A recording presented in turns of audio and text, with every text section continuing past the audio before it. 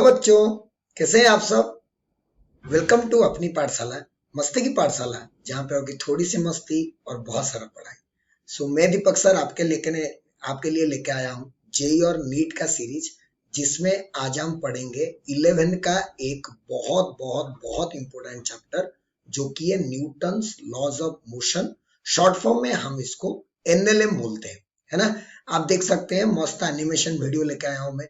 Animation के साथ आपको पढ़ाऊंगा, सारे प्रॉब्लम्स करेंगे। जेई और नीट में पिछले साल पूछे हुए सारे प्रॉब्लम्स भी हम लोग करेंगे, उसमें कोई दोहराने वाली बात नहीं, है ना। तो चलिए हम लोग शुरू करते हैं न्यूटन्स लॉस ऑफ मोशन। अगर मैं चैप्टर की बात करूं तो ये चैप्टर एनसीईआरटी में आपका चैप्टर नंबर 5 से दिया गया है। जो चैप्टर हो सकता है नॉट ए सिंगल चैप्टर जिसमें से क्वेश्चंस डायरेक्टली आए, but this chapter is so important that this is one of the very basic chapters. This is one of the very basic chapters to learn mechanics. To learn mechanics. तो हम लोग basically mechanics पढ़ रहे हैं, ये उसका सबसे अहम चैप्टर है। अगर आपको न्यूटन्स लॉज ऑफ मोशन बहुत अच्छे से आता है तो ऐसे कहा जाता है आधा मैकेनिक्स न्यूटन के 3 लॉ से सॉल्व हो जाता है। तो क्यों ना हम भी उतने बढ़िया से सारे न्यूटन्स लॉ के प्रॉब्लम्स को समझे, सारे कॉन्सेप्ट को उतने अच्छे से समझे। तो शुरू करते हैं हम आज का क्लास। आज है लेक्चर नंबर 1। आज के क्लास में हम लोग क्या क्या पढ़ेंगे। आज के क्लास में हम लोग पढ़ेंगे force, inertia, first law, second law, और उनसे रिलेटेड कुछ बेसिक क्वेश्चंस पढ़ेंगे, जो कि आपके बोर्ड एग्जाम में भी पूछे जाते हैं, जेई नीट में भी पूछे जाते हैं, और ऑलरेडी पूछे जा चुके जेई और नीट में जो भी क्वेश्चन है इसी चैप्टर से, कॉन्सेप्ट से रिलेटेड, वो सारे हम लोग करते जाएंगे। तो चलिए शुरू करते हैं बिना कोई टाइम वेस्ट। सबसे पहले इस चैप्टर में हम जो पढ़ेंगे वो है फोर्स के बारे में। Force, what do mean by force. Reality में हम बात करें तो मैकेनिक्स के 2 पहलू हैं, है ना। हम मैकेनिक्स को 2 पार्ट में पढ़ाई करते हैं। मैकेनिक्स को 2 पार्ट में पढ़ाई करते हैं। एक होता है उसका पार्ट जिसको हम लोग बोलते हैं काइनेमेटिक्स, जो कि इससे पहले हम पढ़ चुके हैं। उसके बाद इसका दूसरा पार्ट है डायनामिक्स। तो आज हम जो पढ़ने वाले हैं वो बेसिकली डायनामिक्स में हम लोग क्या करते हैं ना, knowing the cause of motion. अगर कोई ऑब्जेक्ट मूव कर रहा है तो उसका मोशन करने का कॉज क्या है, एंड वो कॉज ऑफ मोशन जो है ना, उसी को हम लोग क्या बोलते हैं, फोर्स। तो बेसिकली इससे पहले काइनेमेटिक्स चैप्टर में हम बॉडी कैसे मूव करना स्टार्ट किया, क्यों उसका स्पीड चेंज हो गया, क्यों वो रुक गया, इन सब के बारे में कोई डिस्कशन कर नहीं रहे थे। लेकिन इस चैप्टर के बाद से हम लोग ये जरूर बोलेंगे कि कोई भी ऑब्जेक्ट के ऊपर क्या फोर्स अप्लाई हो रहा था, कितने टोटल फोर्स अप्लाई हो रहे थे, उस फोर्स का इफेक्ट क्या आ रहा था, ये सारे डिस्कशन करेंगे इसके बारे में। तो सबसे पहले हम लोग फोर्स के बारे में समझ लेते हैं कि ये फोर्स है क्या, है ना। What do mean by force. तो रियलिटी में force is a form of pull और push, is a form of pull और पुश दैट हैज, ऐसा पुल और push that has a tendency to change the state of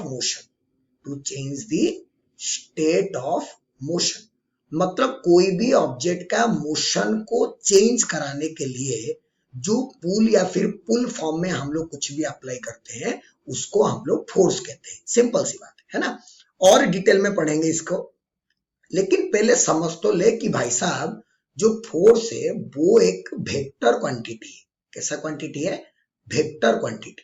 और जब भी कोई चीज वेक्टर क्वांटिटी हो जाता है तो उसके बारे में 2 चीजें इंपॉर्टेंट होता है। एक होता है उसका मैग्नीट्यूड, मतलब मैं तुम्हें कभी भी फोर्स के बारे में बोलूंगा कि ये एक फोर्स है तो सर आप उन्हें उस फोर्स का मैग्नीट्यूड बता दीजिए, और क्या बता लीजिए, डायरेक्शन बता दीजिए।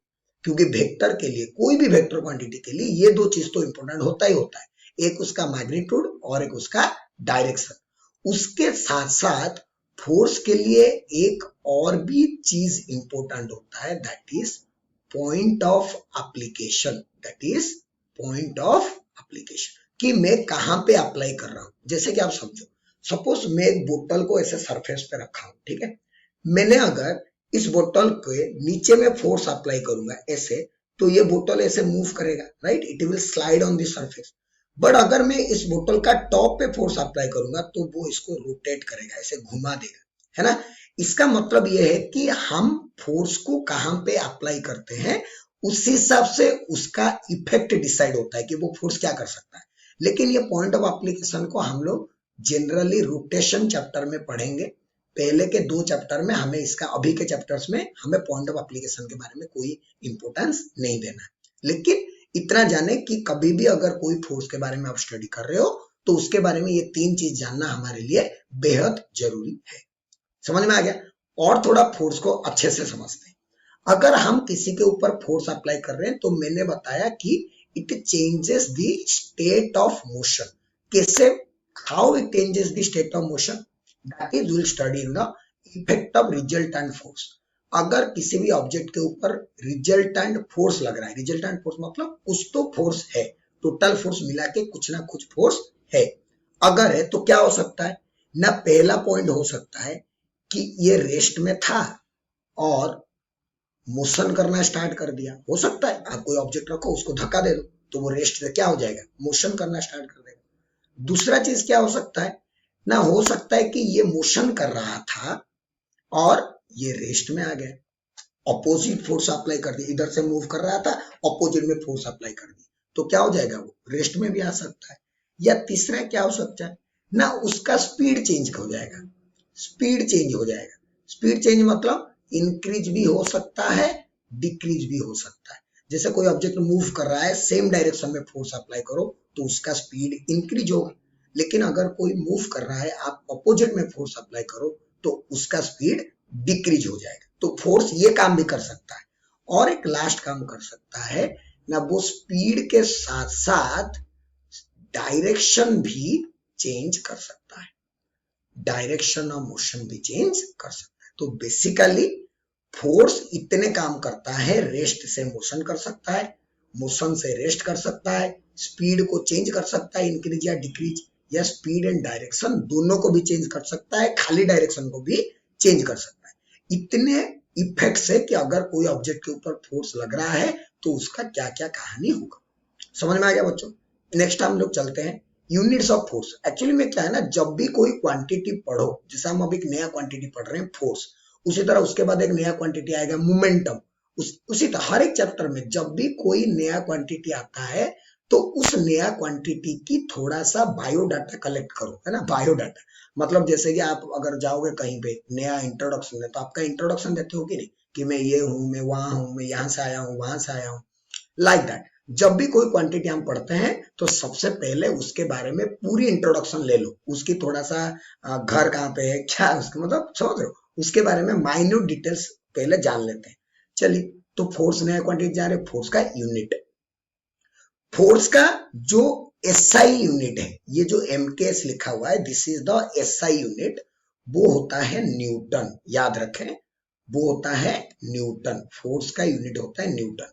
न्यूटन मतलब KG metre per second square, 1 Newton equal to 1 KG metre per second square, this is the SI unit. और हम जनरली इसी में, मतलब मास जब भी यूज करोगे केजी में करना पड़ेगा, लेंथ जब भी यूज करोगे मीटर में, टाइम को सेकेंड। एसआई यूनिट में फोर्स का जो यूनिट होता है न्यूटन। सीजीएस एसआई से थोड़ा सा छोटा, उसको बोलते हैं डाइन, है ना, जो कि सीजीएस सिस्टम में है।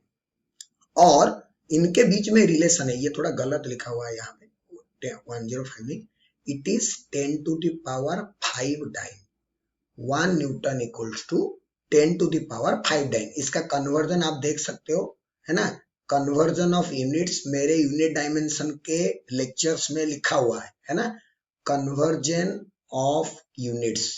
ये यूनिट्स एंड मेजरमेंट का चैप्टर वीडियो में ऑलरेडी अपलोडेड है, आप अगर नहीं देखे हो तो जरूर देखना कि कोई भी सिस्टम से कोई भी दूसरे सिस्टम के यूनिट्स में कैसे कन्वर्जन कर सकते हैं। और वहां पे हम लोग न्यूटन और डाइन के बीच में रिलेशन भी फाइंड आउट किए हैं, तो जरूर देखिएगा वो वाला वीडियो।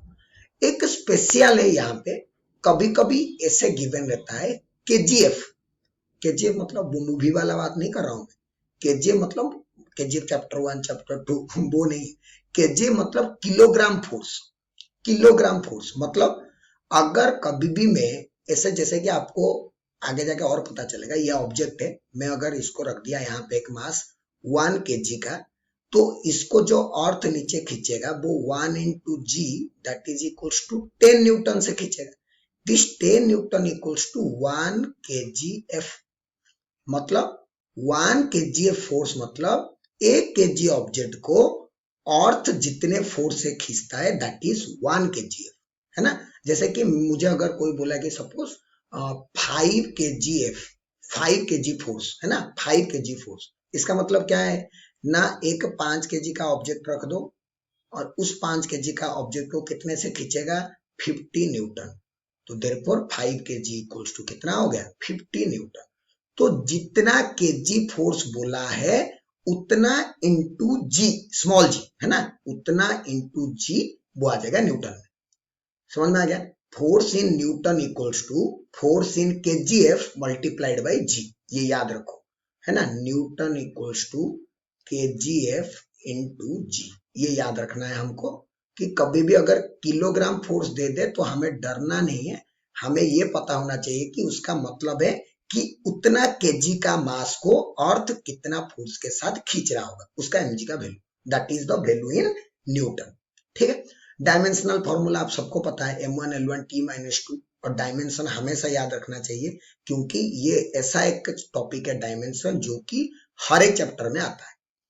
तो फोर्स के बारे में बेसिक इंट्रोडक्शन हमें मिल गया, फोर्स क्या होता है, उसका इफेक्ट क्या होता है, उसके यूनिट्स क्या क्या होते हैं, उसका डायमेंशन क्या होता है, कैसा क्वांटिटी है, स्केलर है कि वेक्टर है, सब पता चल गया। जैसे कि एक एग्जांपल बताता हूँ यहाँ पे जैसे कि ये बॉय जो है, this boy is pushing the block, है ना, पुश कर रहा है block.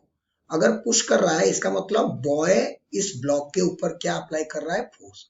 This boy is applying force on the block in this direction and similarly block भी तो इसको धक्का दे रहा होगा इधर, तो block will also be applying force on the boy in this direction. So this is one example कि how pulling and pushing are forces. Clear हो गया बच्चों पूरा। तो फोर्सेस के बारे में बेसिक आइडिया होनी चाहिए, तो अभी बेसिक कॉन्सेप्ट हम पढ़ सकते हैं। उसके बाद हम पढ़ते हैं टाइप्स ऑफ फोर्सेस। मतलब हमारे ये वाला मूवी आप देखे हो क्या, नहीं देखे हो, एक मूवी बता रहा हूं, देखे हो क्या आप, रोबोट 2.0 मूवी देखे हो। ये मैं हिंदी मूवी देखने के लिए भी बच्चों को बोल रहा हूं, देखना नहीं है, मतलब मैं बोल रहा हूँ कि उस मूवी में भी ये बात बोला गया है रोबोट 2.0 में कि दुनिया में जितना भी फोर्सेस हैं उनको टोटल 4 टाइप के फोर्स में डिवाइड कर दिया गया, है ना। 4 टाइप के फोर्स, इलेक्ट्रोमैग्नेटिक 1, कॉन्टैक्ट फोर्सेस, हालांकि contact forces are also one type of electromagnetic forces only. Gravitational जानते हो आप, ग्रेविटी वाला। न्यूक्लियर, न्यूक्लियर मतलब न्यूक्लियस के अंदर, ये एक नया टाइप का फोर्स है जो हम पढ़ेंगे।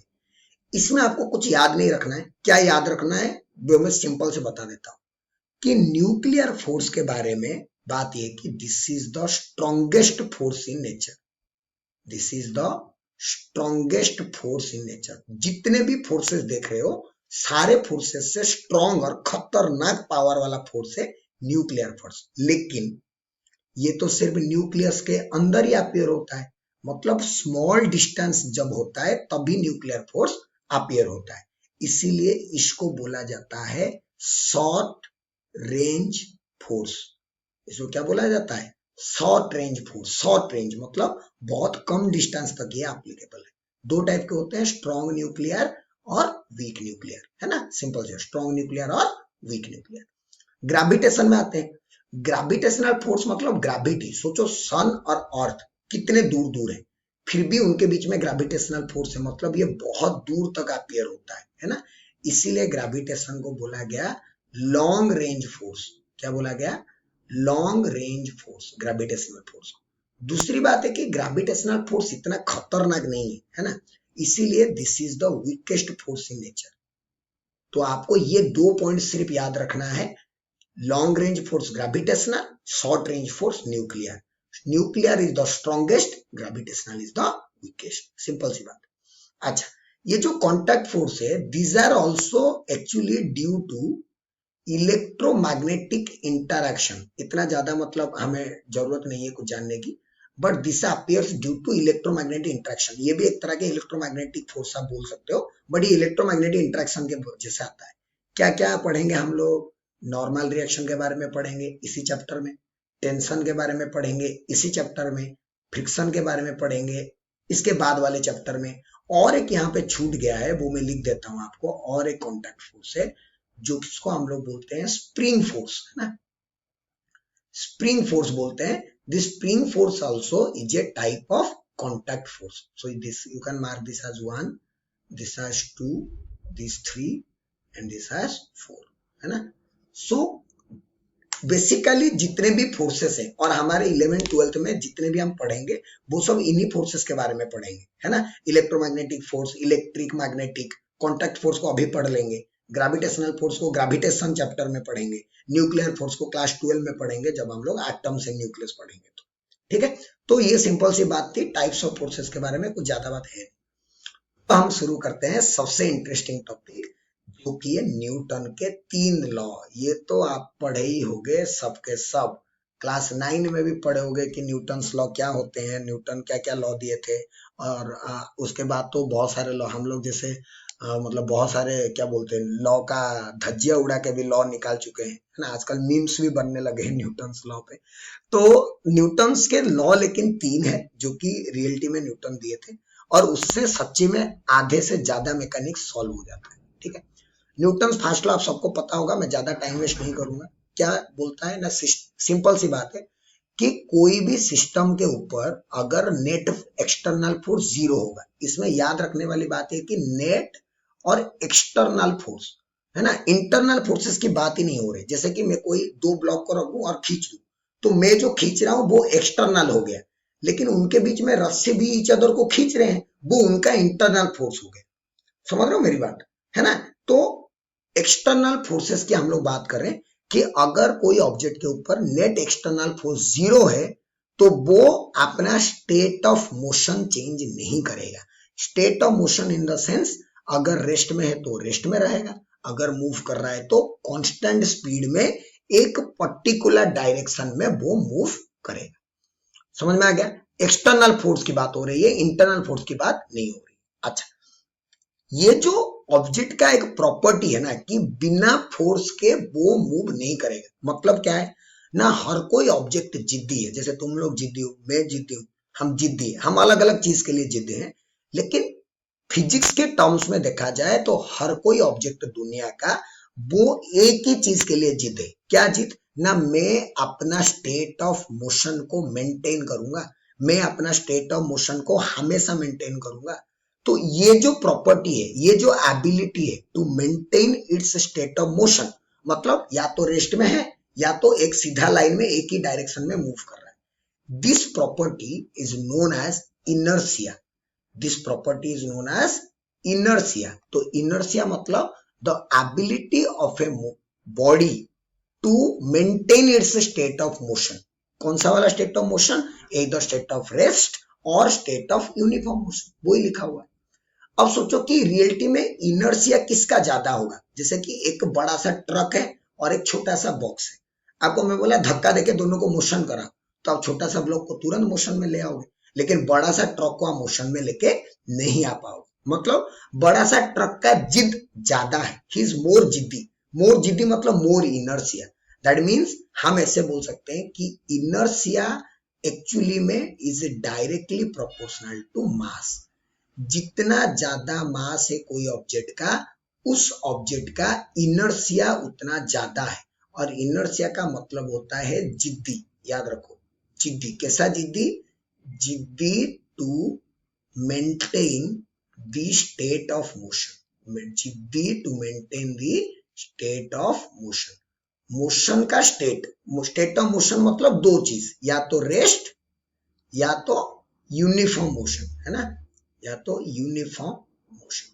अगर यूनिफॉर्म मोशन मतलब पर्टिकुलर डायरेक्शन में स्पीड के साथ जा रहा होगा, जा रहा होगा, जा रहा होगा, ऐसे। समझ में आ गया? तो ये है हमारा न्यूटन फर्स्ट लॉ, है ना। सिंपल सी बात है।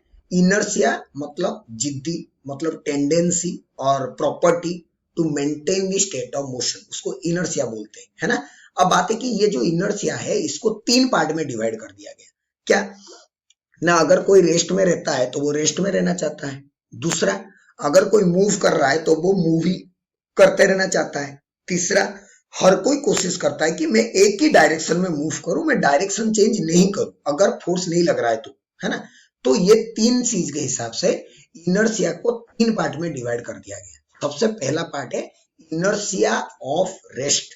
इनर्शिया ऑफ रेस्ट मतलब the property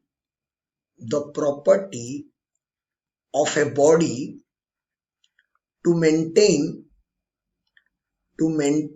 the state of rest। मतलब एक बॉडी चाहता है कि मैं हमेशा रेस्ट में ही रहूं। जैसे कि एक एग्जांपल समझो।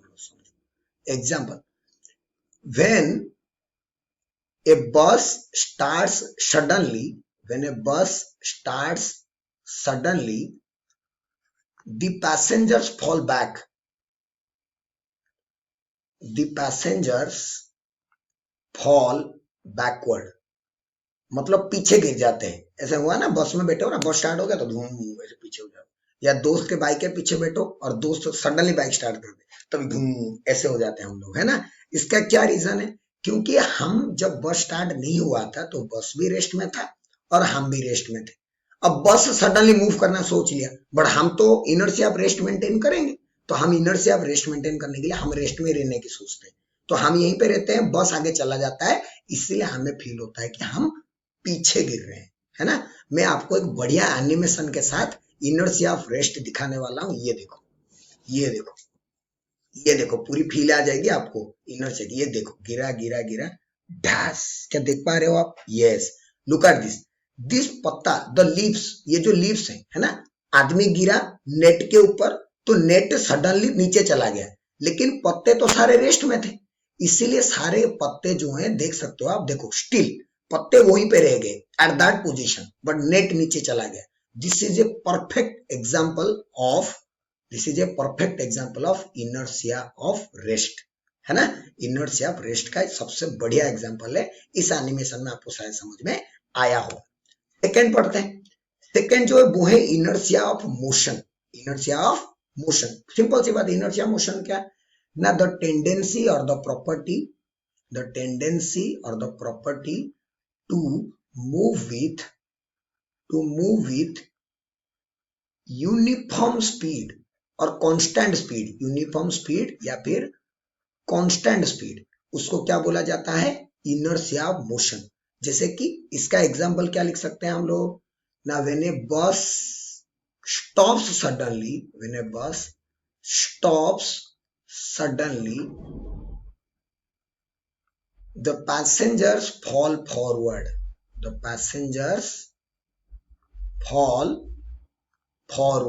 है ना, आगे गिरते हैं पैसेंजर्स, ड्र ऐसे। बस का ब्रेक लगा दिया तो आगे। एक्सीडेंट वगैरह जब हो जाता है तो अंदर बैठा हुआ आदमी ग्लास से तोड़कर बाहर निकल के आ जाता है ना। ऐसा इसीलिए होता है क्योंकि इनर्शिया मोशन, क्योंकि जब बस मूव कर रहा था तो पैसेंजर्स भी मूव कर रहे थे, तो वो अपना इनर्शिया मोशन मेंटेन करने की कोशिश की। लेकिन बस सडनली बंद हो गया, तो बस सडनली बंधन हो गया तो क्या करेंगे? हम तो मोशन करने की कोशिश करेंगे, इसलिए हम आगे गिरने जैसा हमें फील होता है ना। इसको बोलते हैं इनर्शिया मोशन। जैसे कि एग्जांपल ये देखो, रामलाल गाड़ी चला रहा होगा, देखो गाड़ी चलाया, सडनली गाड़ी टकरा दिया, तो गाड़ी तो रेस्ट में रह गया बट आदमी उड़ा के चला गया। तो आप इसको don't try at home, wear seat belt, याद रखना, वियर सीट बेल्ट। इसीलिए हम लोग सीट बेल्ट पहनते हैं, है ना। इसीलिए हम लोग सीट बेल्ट पहनते हैं ताकि अगर कभी कहीं पे ब्रेक सडनली लगाना पड़े या फिर सडनली कहीं पे अगर ऐसे टकराव हो गया तो हम गाड़ी से निकल के बाहर ना गिरे, है ना। ये इनर्शिया मोशन का सबसे बढ़िया एग्जांपल है, जहां पे सडनली वो टकराया तो वो आदमी पलटी मार के गिर गया। इनर्शिया मोशन समझ में आ गया।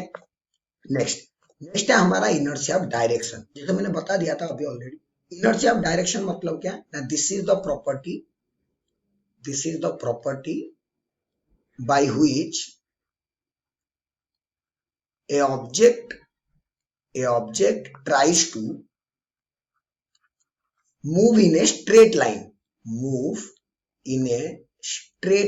या पर्टिकुलर डायरेक्शन। स्ट्रेट लाइन मतलब पर्टिकुलर डायरेक्शन, है ना। एक पर्टिकुलर डायरेक्शन में हमेशा मूव करने की कोशिश करता है सॉरी पर्टिकुलर डायरेक्शन, है ना, कोई भी ऑब्जेक्ट, ये उसका प्रॉपर्टी है और इस प्रॉपर्टी को हम लोग बोलते हैं इनर्शिया ऑफ डायरेक्शन। जैसे एग्जांपल आपको बताता हूं, जब भी कोई कार या बस में आप बैठे हो, वो सडनली टर्न ले लेता है, शार्प टर्न ले लेता है, तो हमें से होता है कि हम लोग टैंजेंशियली गिर रहे हैं, साइड की तरफ गिर रहे हैं, ऐसा हमें फील होता है। जैसे आप देख लो, यहाँ पे बैठा हुआ आदमी जब बस सडनली टर्न ले लिया या फिर कार ऐसे सडनली टर्न ले लिया, तो ये तो स्ट्रेट लाइन में जाने की कोशिश कर रहा था, इसीलिए ये यहाँ पे आके पहुंच गया। देख पा रहे हो आप ये एरो देख पा रहे हो?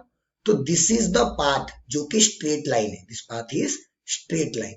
मतलब ये पैसेंजर कोशिश कर रहा है कि मैं इसी स्ट्रेट लाइन में मूव करने की कोशिश करूं, लेकिन कार ने टर्न ले लिया है, इसीलिए इसका एग्जांपल हम लोग लिखेंगे ना,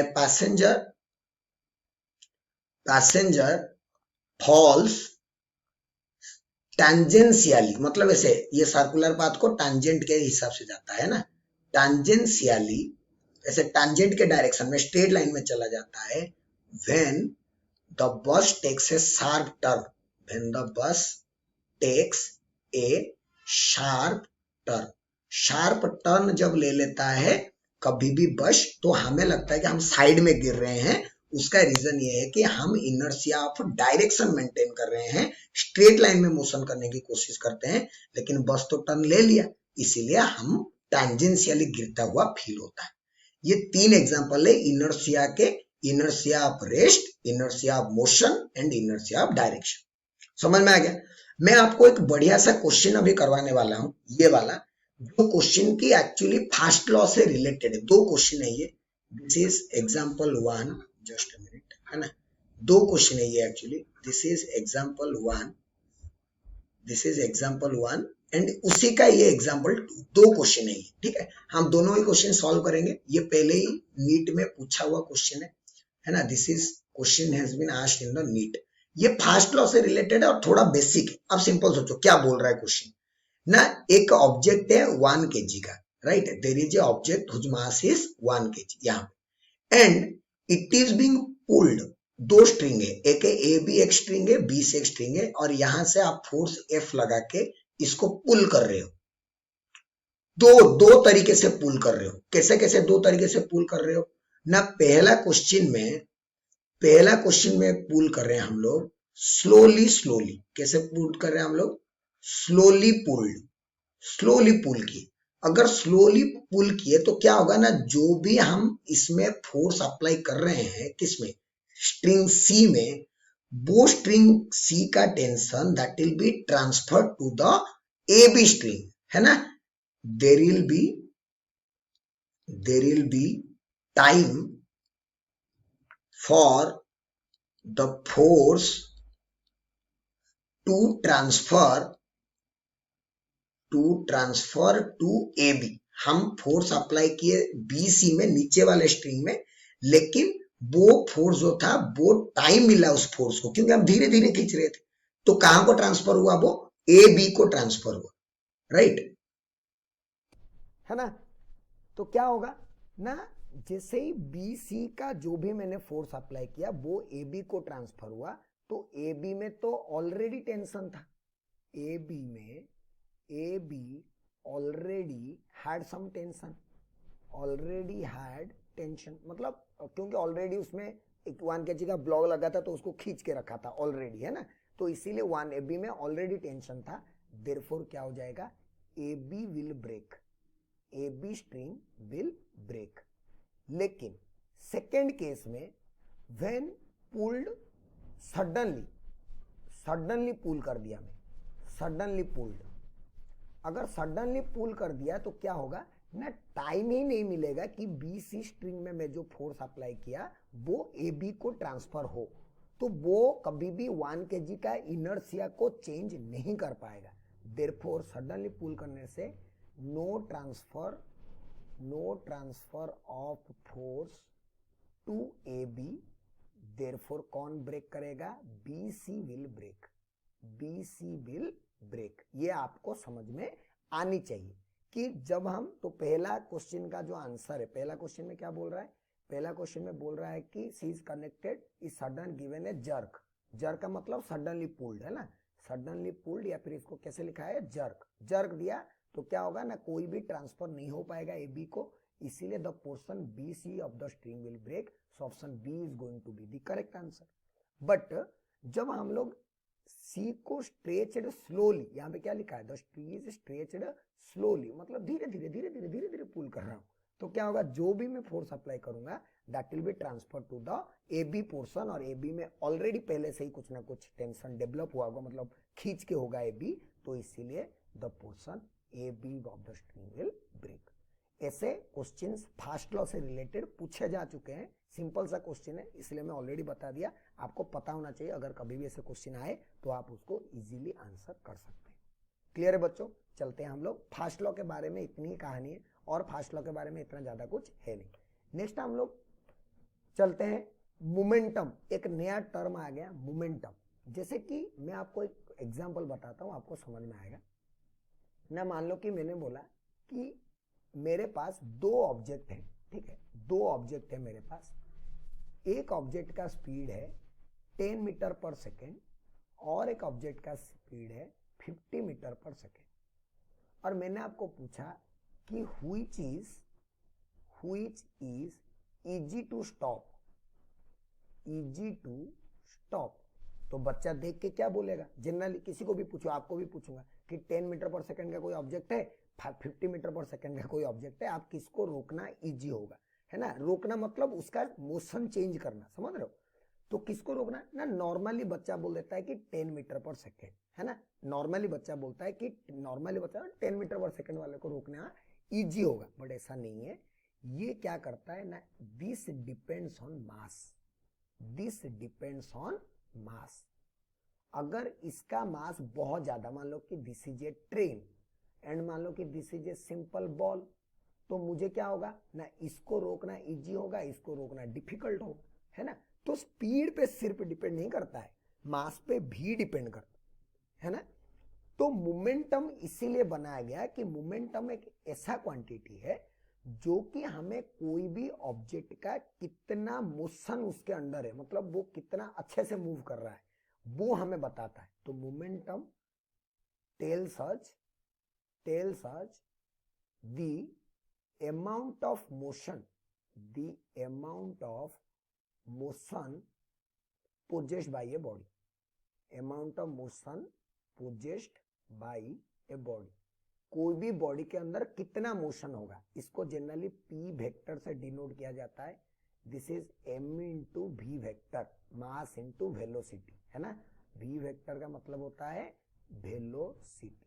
अच्छा, आप देख सकते हो एम तो एक स्केलर क्वांटिटी है, तो देयरफॉर मोमेंटम कैसा क्वांटिटी हो जाएगा, वेक्टर क्वांटिटी। अच्छा, अगर ये मास और वेलोसिटी को मल्टीप्लाई करके आया तो देयरफॉर इसका जो डायरेक्शन होगा किसका, मोमेंटम का, वो भी कौन से डायरेक्शन में होगा, वेलोसिटी के। Direction is in the direction of velocity, in the direction of velocity. Velocity का जिधर डायरेक्शन, मोमेंटम का उधर डायरेक्शन। सिंपल सी बात है, क्योंकि मास मल्टीप्लाई किए है ना। एक स्केलर जब हम मल्टीप्लाई करते हैं वेक्टर में तो उसका मैग्नीट्यूड में चेंज होता है, डायरेक्शन तो वही रहता है।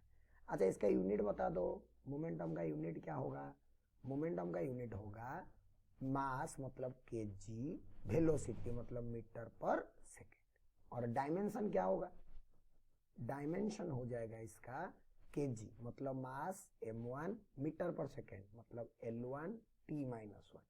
सो this is the dimensional formula of momentum. Simple सी बात है। तो मोमेंटम के बारे में हमें ऐसे पता होना चाहिए कि मोमेंटम क्या होता है ना। मोमेंटम एक ऐसा क्वांटिटी है जो कि कोई भी बॉडी में कितना मोशन कंटेंट है, वो कितना मोशन उसके अंदर है, अगर उसका मैं मोशन चेंज करना चाहता हूं तो मुझे कितना मेहनत करना पड़ेगा, कितना कष्ट करना पड़ेगा, वो हमें मोमेंटम बताता है ना। और मोमेंटम के बारे में सारा आइडिया हो गया, वेक्टर क्वांटिटी है, डायरेक्शन क्या होता है, फॉर्मूला क्या है, यूनिट क्या है, डायमेंशन क्या है, सब कुछ। ये मोमेंटम हम इसीलिए पढ़ते हैं क्योंकि यही मोमेंटम है जो कि हमारे न्यूटन सेकेंड लॉ के मोशन में काम में आता है ना। सेकेंड लॉ मोशन क्या बोलता है ना, the second law motion states that rate of change of momentum, ये टर्म को ध्यान देखो, rate of change of momentum, कोई भी चीज का rate of change, rate of change मतलब D P by D T, कोई भी चीज का rate of change of velocity DV by D T, rate of change of distance DS by D T, कोई भी, तो rate of change of momentum of a body is directly proportional to the applied force and takes in the direction which the force act, dp by dt directly proportional to the applied force. तो अगर मैं proportionality को हटाऊंगा तो क्या आएगा ना, dp by dt equals to k into F. और experimentally देखा गया, एक्सपेरिमेंट करके देखा गया, मैं तो नहीं किया था, न्यूटन किया था, experimentally k equal to 1, therefore force equals to dp by dt। This is Newton's second law. Newton's second law tells that the force applied on a body is the rate of change of momentum। किसी भी चीज का rate of change मतलब derivative with respect to time. समझ में आ गया ये बात।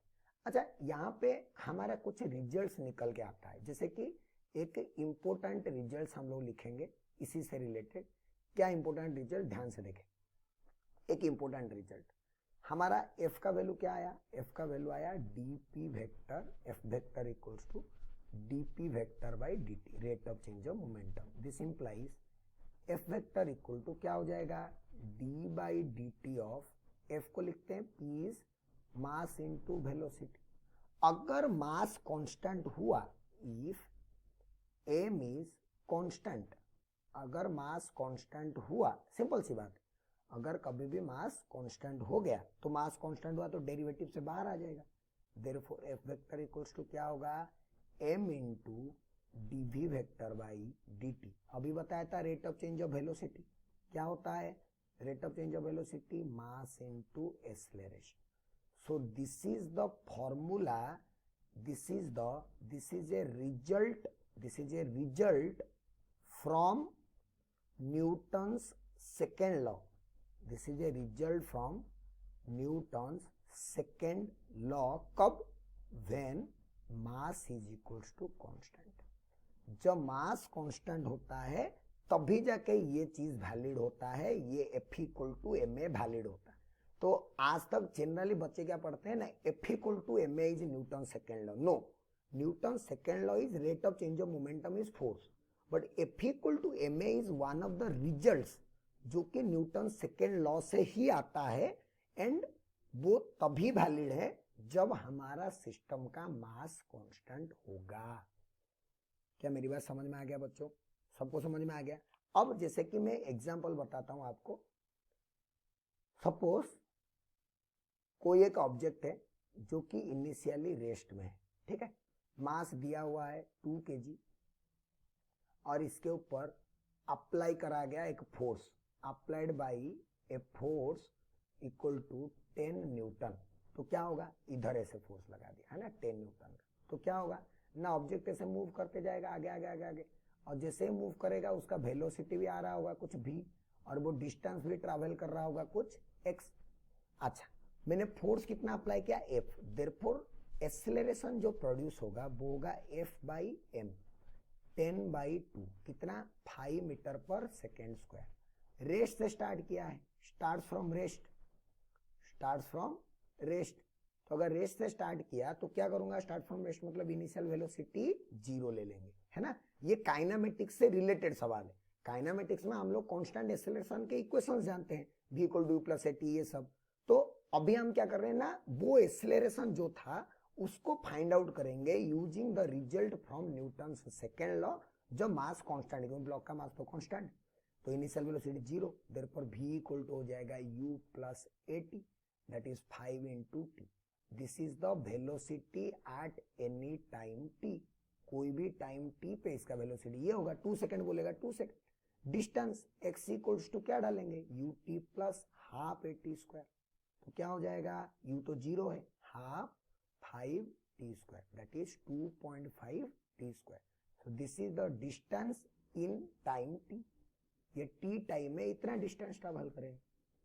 क्या मेरी बात समझ में आया? सिंपल से एग्जांपल है कि फोर्स गिवन होगा, एक्सेलरेशन गिवन नहीं होगा, तो हम क्या करेंगे, फोर्स एक्सेलरेशन निकाल देंगे, उसको फिर v equal two plus at सब में यूज कर लेंगे। इसका और एक एग्जांपल बताता हूं। सपोज एक ब्लॉक ऑलरेडी जा रहा था 50 मीटर पर सेकेंड में, ऑलराइट, एक ऑब्जेक्ट का speed already 50 metre per second था इधर, और हम लोग क्या किए ना, फोर्स ऑफ ये फिर से 2 kg ले लेता हूँ, 2 kg mass, force of 10 Newton is applied opposite to direction of motion, opposite to direction of motion. When will it stop? When and where it will stop? When and where it will stop? I think ये आप खुद से करना चाहिए. This is a homework for you. ठीक है क्या ना, इनिशियल वेलोसिटी तो आपको पता है, फोर्स पता है, तो आप क्या निकाल सकते हो, एक्सीलरेशन, लेकिन ऑपोजिट में अप्लाई कर रहे हैं, इसीलिए इसका मैं हिंट दे देता हूं. इसका हिंट ये है कि भाई साहब इसका एक्सीलरेशन जो आएगा वो क्या आएगा, नेगेटिव, क्योंकि हम फोर्स को उसका मोशन के डायरेक्शन के ऑपोजिट में अप्लाई कर रहे हैं, इसीलिए हमारा एक्सीलरेशन क्या आ जाएगा, नेगेटिव, और फिर से v equal to u plus a t, stop हो जाएगा, मतलब फाइनल वेलोसिटी 0 ले लेंगे, है ना, t बाय t निकल आएगा, फिर उस t को यूज कर देंगे s equals to u t plus half a t square में, तो कितना डिस्टेंस ट्रेवल करके वो स्टॉप होगा वो भी हम बता सकते हैं. सो ऐसे F equal to M a से रिलेटेड बहुत सिंपल वाले क्वेश्चंस आते हैं, वो सब काइनामेटिक्स के अच्छे क्वेश्चंस बन जाते हैं, क्योंकि काइनामेटिक्स में डायरेक्टली एक्सीलरेशन गिवन रहता है, इसमें आपको एक्सीलरेशन फाइंड आउट करना पड़ता है. ये कहानी है न्यूटन्स लॉ से निकला हुआ result, F equal to M A, बार बार बता रहा हूं, F equal to ma is not Newton's second law. It is one result from Newton's second law when the mass of the system is constant. वरना ये law F equal to ma नहीं चलेगा, हमें dv by dt ही करना पड़ेगा, dp by dt ही करना पड़ेगा. Example बताऊंगा, आपको समझ में आ जाएगा, ये समझ में आएगा. This is for constant mass. What if the mass is variable, what if the mass is variable. देखते हैं हम लोग कि अगर वेरिएबल मास हुआ तो क्या होगा, है ना. चलिए, इफ मास इज वेरिएबल तो हम लोग क्या करेंगे, चलो ये क्या हो गया, अरे यार, हाँ मास इज वेरिएबल, तो हमें पता है क्या ना, according to second law F equal to dp vector by dt, right? Okay, this implies f equals to d by dt of m into v vector. अब मास तो कांस्टेंट है नहीं, कांस्टेंट होता तो मैं मास को बाहर निकाल दिया होता, पर मास तो कांस्टेंट है नहीं, तो क्या करेंगे, हम इसको प्रोडक्ट रूल अप्लाई करेंगे. कौन सा रूल अप्लाई करेंगे, प्रोडक्ट रूल. एक को रखो, दूसरे का डेरिवेटिव, प्लस दूसरे को रखो, एक का डेरिवेटिव, ये आ जाएगा मेरा फोर्स का वैल्यू. समझ में आ गया. ये रियल इक्वेशन है कि कभी भी फोर्स अप्लाई करना है तो फोर्स रियलिटी में दो चीज की वजह से आएगा, वेलोसिटी चेंज के वजह से भी, मास चेंज के वजह से. For example, in case of rockets, rocket का नाम सुने हो ना, रॉकेट्स, जेट, है ना, जेट रॉकेट, ये सब जो ऊपर जाते हैं स्पेस में, उनका क्या होता है ना, वो कोशिश हमेशा करते हैं कि वो एक कांस्टेंट वेलोसिटी मेंटेन करे, है ना. दे मेंटेन कांस्टेंट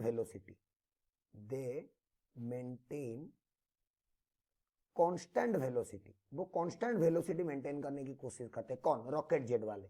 तो अगर कांस्टेंट वेलोसिटी हो गया तो देयरफॉर dv by dt, कोई भी कांस्टेंट चीज का डेरिवेटिव क्या आएगा, 0. देयरफॉर जो f का वैल्यू आ जाएगा वो क्या आ जाएगा, v into dm by dt.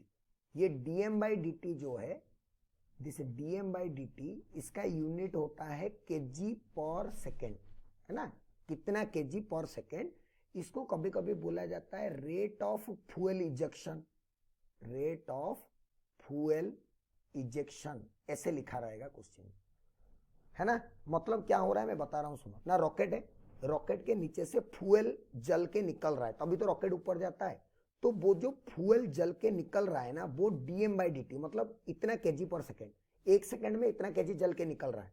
तो जितना dm by dt निकला है, that is the rate of fuel ejection.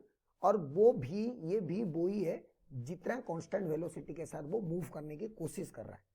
तो दिस f, मतलब कि जैसे एग्जांपल मान लो कि एक रॉकेट है, ठीक है, ऐसा एक रॉकेट बना, है ना.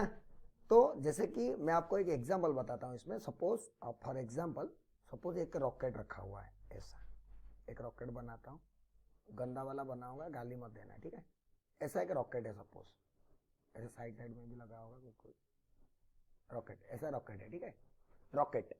अच्छा, इसमें क्या हो रहा है ना, इसमें से फ्यूल इजेक्ट हो रहा है, इसमें से फ्यूल ऐसे इजेक्ट हो रहा है, ऐसे ऐसे ऐसे, क्या इजेक्ट हो रहा है, फ्यूल, ठीक है। जो फ्यूल इजेक्ट हो रहा है वो कितने से हो रहा है ना, dm/dt से हो रहा है। It is fuel is ejecting at the rate of dm/dt। तो ये जो फ्यूल नीचे इजेक्ट हो रहा है उसके वजह से ही तो रॉकेट ऊपर उठ के जाता है, अरे है कि नहीं। तो ये फ्यूल इजेक्शन की वजह से इसके ऊपर एक अपवर्ड फोर्स क्रिएट होता है जिसको हम लोग बोलते हैं थ्रस्ट फोर्स। क्या बोलते हैं, थ्रस्ट, थ्रस्ट फोर्स बोलते हैं, थ्रस्ट। और उसका वैल्यू होता है v/dm/dt। ये आपको समझना है कि जब भी कोई रॉकेट से नीचे से फ्यूल dm/dt रेट में नीचे आता है तो उसके वजह से रॉकेट के ऊपर एक अपवर्ड फोर्स क्रिएट होता है जिस फोर्स का वैल्यू है v/dm/dt। समझ में आया, कांस्टेंट वेलोसिटी से इसको मूव करवाना हो v से तो इतना थ्रस्ट क्रिएट हो जाता है, ठीक है। और ये v जो है ना, ये dm/dt तो आ रहा है at a speed of v, at a speed of v speed में निकल रहे हैं, मतलब d एक सेकंड में इतना केजी निकल रहे हैं, v स्पीड के साथ निकल रहे हैं। तो इसके ऊपर जो थ्रस्ट क्रिएट होगा वो v/dm/dt क्रिएट होगा।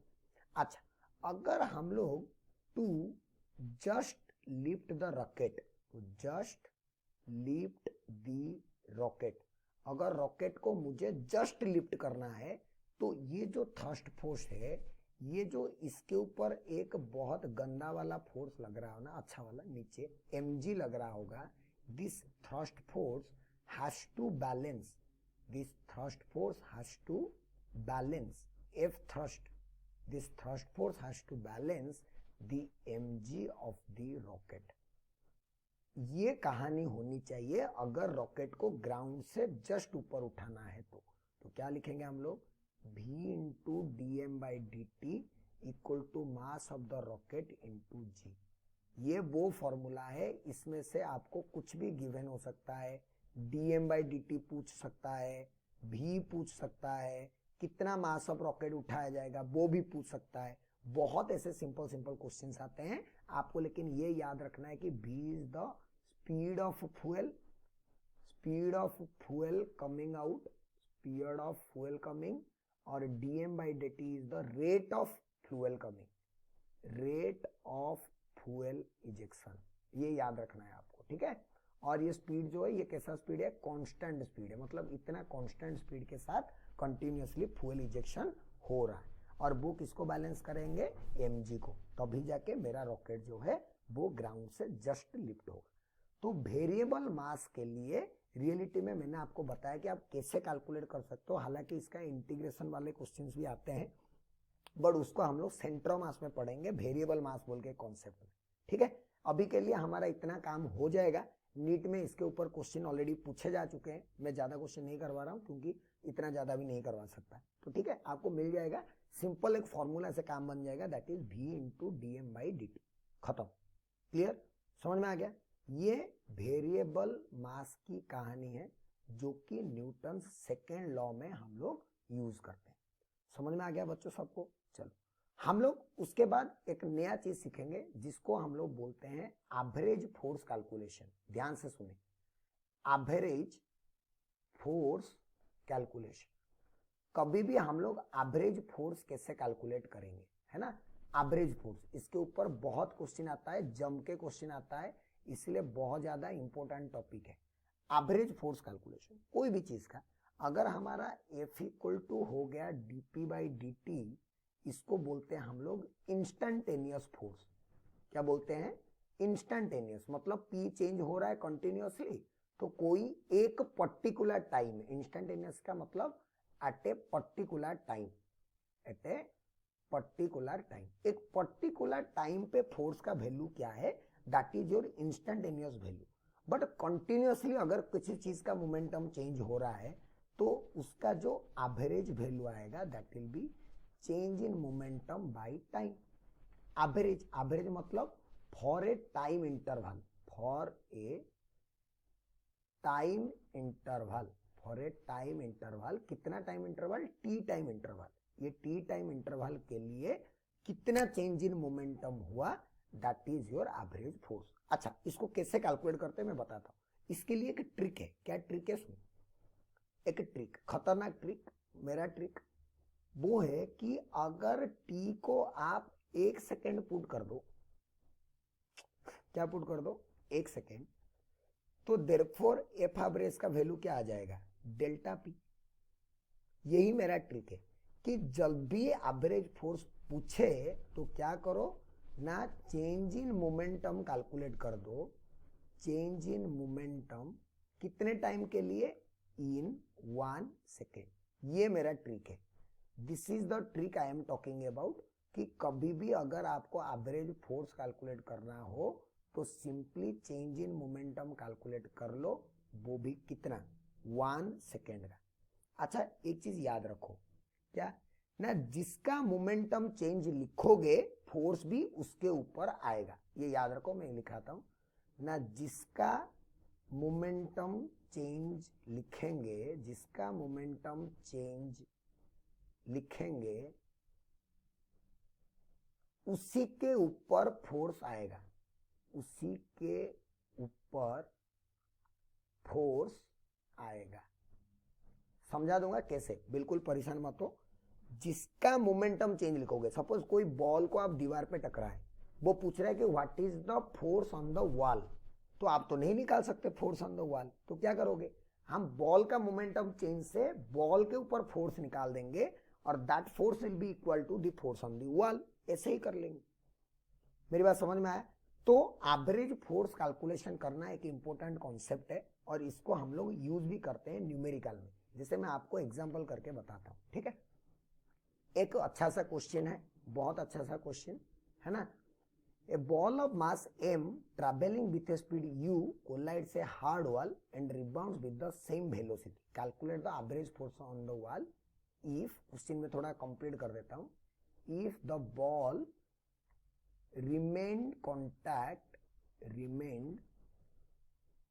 in contact with the wall, in contact with the wall for t second, है ना, ये क्वेश्चन है, पर टाइम गिवन होना पड़ेगा, नहीं तो कैसे। मतलब क्या बोला है ना, एक बॉल है जिसका मास था m, वो ऐसे आ रहा था u स्पीड में, u से आया, दीवार को टकराया, हार्ड वॉल को टकराया और वापस चला गया, कितने से, उतने ही स्पीड से, दैट इज u, है ना। तो हमें कैलकुलेट करना है कि बॉल जब वॉल को टकराया तो उस वॉल के ऊपर बॉल कितना फोर्स लगाया होगा। जैसे कि ये फिगर से आपको क्लैरिटी आएगा कि बॉल आ रहा है ना, बॉल नीचे से आ रहा है, देखो इधर से, जब बॉल आ रहा है और वो वॉल को टकरा रहा है, फिर वापस जा रहा है।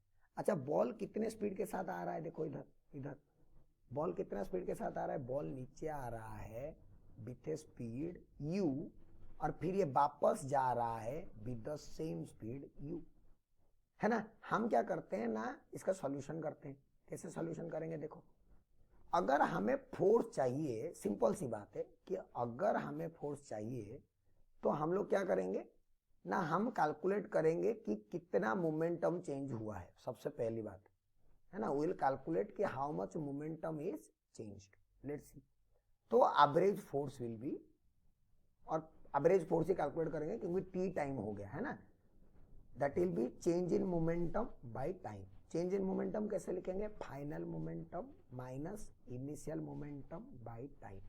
अब क्या करना है ना, डायरेक्शन कंसीडर करते हैं, consider upward direction equal to positive, downward direction equal to negative. ये मैं कंसीडर कर रहा हूं, आप उल्टा भी कंसीडर कर सकते हो। ऐसा मैं क्यों कंसीडर कर रहा हूं आपको समझ में आ जाएगा, धीरे धीरे हम ऐसे बार बार करना नहीं पड़ेगा, समझ जाएंगे। अपवर्ड को पॉजिटिव माने, डाउनवर्ड को नेगेटिव आ रहे, देयरफॉर जो इनिशियल मोमेंटम होगा वो किधर है, u, दिस u इनिशियली नीचे है, तो ये हो जाएगा माइनस m इंटू यू, क्योंकि डाउनवर्ड था, क्योंकि क्या था, डाउनवर्ड था, इसलिए माइनस हुआ। जो फाइनल मोमेंटम है वो हो जाएगा m इंटू यू, क्योंकि वो क्या था, प्लस, क्योंकि ये किधर था, अपवर्ड। तो देयरफॉर जो फोर्स का वैल्यू आया वो क्या आ जाएगा, m into you minus of minus m you by T, that is 2mu/t। ये जो फोर्स आया ये क्या आया, प्लस, प्लस आया मतलब किधर है, अप। लेकिन ये फोर्स आया किसके ऊपर, ये फोर्स आया उसके ऊपर जिसका हम लोग मोमेंटम लिख रहे थे। किसका मोमेंटम लिख रहे थे, बॉल का। किसका मोमेंटम लिख रहे थे, बॉल का। सो देयरफॉर ये जो एफ आया, this is force on the ball. But force on the ball जो है वो हमेशा क्या होगा ना, फोर्स ऑन वॉल के इक्वल होगा। तो बॉल के ऊपर अगर 2mu/t हुआ तो फोर्स ऑन वॉल क्या हो जाएगा, उतना ही, दैट इज 2mu/t।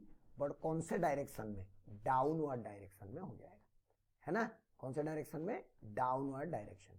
तो इसीलिए हमें समझ में आना चाहिए कि मोमेंटम, हम जब भी जिसका मोमेंटम लिखते हैं फोर्स भी उसी के ऊपर आता है। लेकिन अगर हमें कभी सामने वाले के ऊपर फोर्स चाहिए तो हम फोर्स उतना ही लिखेंगे, लेकिन उल्टा डायरेक्शन में लिख देंगे ताकि हमारा सब कुछ कैलकुलेशन सही हो जाए। समझ में आ गया। आई होप ये क्वेश्चन आपको अच्छे से समझ में आ गया होगा। नेक्स्ट क्वेश्चन में चलते हैं। नेक्स्ट क्वेश्चन देख के आपको और समझ में आएगा कि हो क्या रहा। ठीक है, नेक्स्ट क्वेश्चन, ये नीट 2016 का क्वेश्चन है। 2016 में नीट में पूछा हुआ था। क्या बोल रहा है, a rigid ball of mass m strikes a rigid wall at 60 degree. ओहो, अभी जो वॉल को आके बॉल स्ट्राइक किया था वो कैसे स्ट्राइक किया था, सीधा, और वापस भी चला गया था सीधा। लेकिन अगर ऐसे बॉल ऐसे टेढ़ा आके टकराएगा तो ऐसे टेढ़ा तो जाएगा। जैसे ये फिगर देख के आपको समझ में आएगा। देखो क्या हो रहा है ना, बॉल आया, ये है this is mass m, ball आया ऐसे ऐसे ऐसे ऐसे ऐसे ऐसे टकराया और फिर इधर से चला गया सेम एंगल में। जैसे आपको इधर एनिमेशन में समझ में आएगा, देख लो, है ना। क्या हो रहा है ना, बॉल इधर से ट्रेवल कर रहा है, ऐसे सीधा आ रहा है, ऐसा आया ऐसा आया ऐसा आया, इधर पहुंचा, फिर टकराने के बाद बॉल इधर से ऐसे चला गया, है ना। This is the way the ball is moving, है ना। फिगर में आपको समझ में आ गया होगा। तो हम लोग क्या करेंगे ना, हम लोग कैलकुलेट करेंगे इसका ऊपर फोर्स। कैसे कैलकुलेट करेंगे, देखो ना, जब आ रहा था, जब भी टेढ़ा दिखे तो उसको दो कंपोनेंट में ब्रेक कर दो, एक ये कंपोनेंट और एक ये कंपोनेंट। इधर कितना आ जाएगा, अगर ये 60 हुआ तो ये भी हो जाएगा 60, तो इधर आ जाएगा v cos 60 और इधर हो जाएगा v sin 60, राइट। जब जा रहा था तो देखो इसमें कैसे ब्रेक करेंगे, इसको इधर ब्रेक करेंगे और इसको इधर ब्रेक करेंगे। तो इधर आ जाएगा v cos 60 और इधर आ जाएगा v sin 60। थोड़ा इनिशियल और फाइनल पोजीशन को देखो, क्या y में जो वेलोसिटी था वो तो चेंज हुआ ही नहीं है। The component of velocity in the y direction, the component of velocity in y direction has not changed, has not changed, change ही नहीं हुआ है। हुआ है क्या, पहले भी b sin थीटा था, नीचे था, अभी भी b sin थीटा है, नीचे है। therefore change in momentum in y direction equal to 0, change in momentum equals to 0 y direction में। तो therefore force in y direction भी क्या होगा, 0। मतलब y वाले डायरेक्शन में तो कोई फोर्स मिलने वाला है नहीं, जो भी फोर्स मिलेगा x में मिलेगा। चलो x में देखते हैं, इनिशियल वेलोसिटी x में कितना था, v cos 60 राइट की तरफ था, है ना। और वापस जब आया तो कितना हो गया x डायरेक्शन में ना, v cos 60 हुआ लेकिन लेफ्ट के डायरेक्शन में हो गया। तो देयरफॉर चेंज इन मोमेंटम कितना हुआ x वाले डायरेक्शन में ना, पहले था mv cos 60 minus of minus mv cos 60। अरे वैसा ही तो है, वहां पे सिर्फ v था, मतलब u था, और यहाँ पे cos 60 आ गया है, और कोई डिफरेंस नहीं। भाई उसको टाइम कितना लगा बोला है, 60 degree gets reflected without the value of impulse. अच्छा इंपल्स पूछा है क्या, कोई दिक्कत नहीं। तो डेल्टा px ये हो गया, कितना आ गया 2 mv cos 60 that is equals to m into v. This is change in momentum in the x direction। और आपको याद रखें, हम इंपल्स हालांकि पढ़ेंगे बाद में, बट इंपल्स का मतलब ही होता है चेंज इन मोमेंटम। इंपल्स का मतलब होता है इंटीग्रेशन एफ डी टी, जो कि होता है चेंज इन मोमेंटम। बस याद रखें, बाकी काम हम बाद में करेंगे। इसको इंपल्स के बारे में ज्यादा डिटेल में हम लोग यही पढ़ेंगे। तो हम लोग इंपल्स क्या निकाले, चेंज इन मोमेंटम एम भी। देयरफॉर ऐसे लिखेंगे कि इंपल्स इक्वल्स टू कितना आ गया, एम भी ओनली इन एक्स डायरेक्शन, सिर्फ एक्स डायरेक्शन में आएगा और कितना आएगा, एम भी आएगा। अगर यहाँ पे एवरेज वॉल पे एवरेज फोर्स पूछा होता तो भी कोई डरने की बात नहीं थी, हमारा मोमेंटम तो आ गया, चेंज इन मोमेंटम, जितना टाइम गिवन होता उससे डिवाइड कर देते तो हमारा आंसर आ जाता। इंपल्स पूछा था मतलब चेंज इन मोमेंटम, एक स्टेप कम, क्या ही फर्क पड़ता है, हो जाएगा बच्चों, हो जाएगी नहीं। तो न्यूटन सेकेंड लॉ से रिलेटेड इस तरह के क्वेश्चंस आते हैं। इसका और एक क्वेश्चन है जिसको हम लोग वाटर जेट प्रॉब्लम बोलते हैं, है ना, water jet striking the wall vertically. मतलब क्या है, देखो फिगर में देखो समझ में आएगा। ये एक वॉल है, ठीक है, दिस इज ए वॉल। इस वॉल के ऊपर क्या हो रहा है ना, वाटर जेट स्ट्राइक कर रहा है। वाटर जेट मतलब समझ रहे हो, पाइप में से पानी लेके ढुर्र, जैसे वो फायर ब्रिगेड वाले करते हैं उसी तरह कर रहा हूं, लेकिन वॉल पे कर रहा है कोई। और वो क्या हो रहा है ना, टकराने के बाद जैसे ही वॉल को आकर टकराया, कितने स्पीड से टकरा रहा है, भी, वो ऐसे वर्टिकली चला गया, वर्टिकली चला गया, ऐसे सीधा चला गया। मतलब मैं सिंपल भाषा में बोल सकता हूं कि इनिशियल वेलोसिटी ये था और फाइनल वेलोसिटी ये हो गया, है ना। इनिशियली ऐसे आ रहा था और फाइनली ऐसे हो गया, ऐसे समझ सकते हो आप, है ना। जो भी है, हम क्या निकालना है ना, the liquid after striking the wall moves parallel to the wall. मतलब एक्स डायरेक्शन में वेलोसिटी तो जीरो हो गया, है ना, यहाँ पे velocity only in x direction, यहाँ पे velocity only in y direction. इतना तो पता चल गया हम लोगों को, ठीक है। अच्छा, हमें क्या कैलकुलेट करना है, हमें कैलकुलेट करना है average force by the water jet, by the water jet on the wall. Wall के ऊपर वाटर जेट की वजह से कितना एवरेज फोर्स लगा होगा, वो हम लोग कैलकुलेट करेंगे। कैसे कैलकुलेट करेंगे, याद करो, मैंने एक मस्त चीज सिखाया कि average force equals to change in momentum in 1 second, है ना। ऐसे समझो कि ये मेरा पाइप का क्रॉस सेक्शन है, इसमें से पानी ऐसे निकल रहा है, राइट। मैं दूसरा कलर में करता हूं, इसमें से पानी ऐसे निकल रहा है, ऐसे पानी निकल रहा है, इतना ही मोटा का निकल रहा होगा पानी। अगर ये वाटर है, right, this is the water. एक सेकेंड में, कितने सेकेंड में, एक सेकेंड में अगर यहां से पानी का स्पीड भी है तो एक सेकेंड में ये जो लेंथ निकला होगा, कितना निकला होगा, भी, इन 1 सेकेंड। एक सेकेंड में ये कितना लेंथ का निकला होगा, भी लेंथ का, क्योंकि भी का मतलब वही होता है एक सेकेंड में कितना डिस्टेंस गया, है ना, ये भी हो गया। और इसका एरिया अगर ए है तो इसका भी एरिया क्या होगा, A. Therefore volume of water coming out in 1 second, एक सेकेंड में कितना वॉल्यूम का वाटर बाहर आया ना, ए इंटू भी।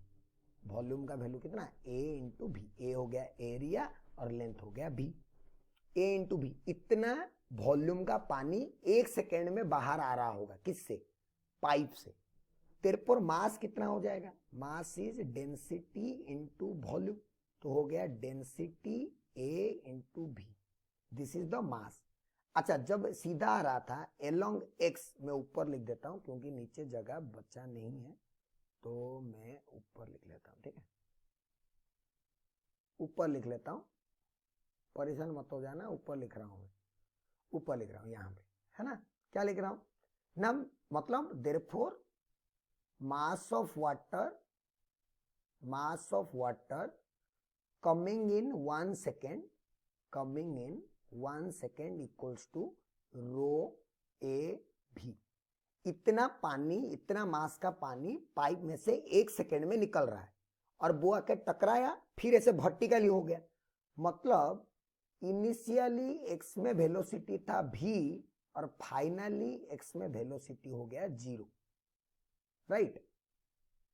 कितने मास का, ऑफ रो ए भी मास, क्योंकि मैं एक सेकेंड की बात कर रहा हूं। Therefore change in momentum along x in 1 second कितना आएगा, mass into velocity. Mass is rho a into भी, that is rho a v square.